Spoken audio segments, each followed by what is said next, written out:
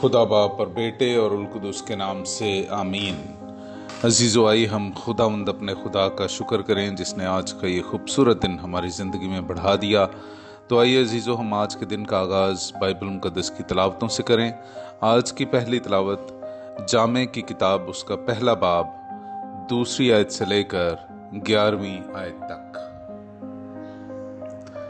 बातिल ही बातिल, ये जामे का कहना है, बातिल ही बातिल, सब कुछ बातिल है।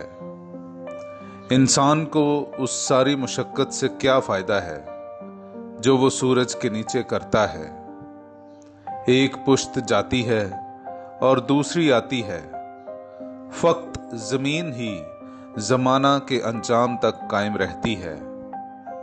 आफताब तुलू होता है और आफताब गुरूब होता है, फिर वो अपनी उस जगह हाँप हाँप कर जाता है जहां से निकला था। हवा जुनूब की तरफ को चलती और शिमाल की तरफ घूमती है। वो अपनी सैरगाह में दौरा करती और चक्कर मारती है। तब हवा अपनी दौरा गाहों की तरफ लौट आती है।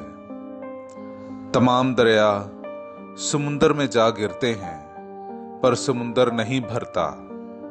फिर उस जगह को जहां से दरिया निकले वो लौट जाते हैं ताकि फिर बहें। तमाम चीजें काम कर कर के थक जाती हैं, इंसान उनका बयान नहीं कर सकता। आंख देखने से सैर नहीं होती और कान सुनने से नहीं भरता। जो कुछ हुआ फिर वही होगा, और जो कुछ किया गया वही फिर किया जाएगा। और सूरज के नीचे कोई चीज नई नहीं, कोई अमर ऐसा नहीं जिसकी बाबत कहा जाए, देखो ये नया है, क्योंकि वो तो उन जमानों में था जो हमसे पहले गुजर गए। अगलों की कोई यादगार नहीं, और ना आने वालों ही की याद उन लोगों में होगी जो उनके बाद आएंगे। पाक कलाम का पढ़ा और सुना जाना हम सब के लिए बाइस बरकत हो। खुदा का शुक्र हो। मेरे अजीजों, आइए हम खुदावंद अपने खुदा की हम्दो तारीफ करें। मैं आपके सामने पढ़ूंगा ज़बूर नंबर 90, उसकी 3 से 6, 12वीं से 14वीं और 17वीं आयत।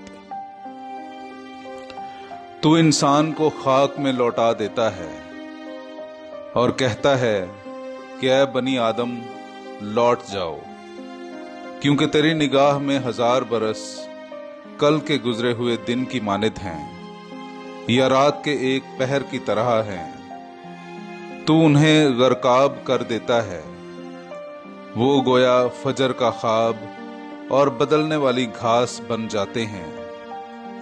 वो सुबह को लहलहाती और सब्ज हो जाती है, और शाम को मुरझाती और सूख जाती है।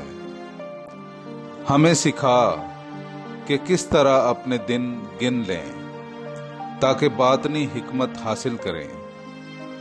ऐ खुदावंद, लौट आ, कब तक? अपने बंदों पर रहम फरमा, हमें जल्द अपनी रहमत से आसूदा कर, ताकि हम अपने सब दिनों में शादमानी करें और खुश हों। और हमारे हाथ का काम हमारे लिए कामयाब हो, और हमारे हाथ का काम कामयाब हो। पाक कलाम का पढ़ा और सुना जाना हम सब के लिए बाइस बरकत हो।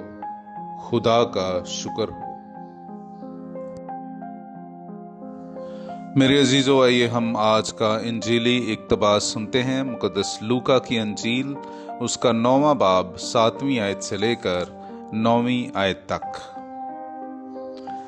और रईसे रुबा हेरोदीस ने जो कुछ उससे हो रहा था सुना और शक में पड़ा, इसलिए कि बाज कहते थे कि यूहन्ना मुर्दों में से जी उठा है, और बाज के इलियास जाहिर हुआ है, और बाज के अगलों में से कोई नबी उठा है।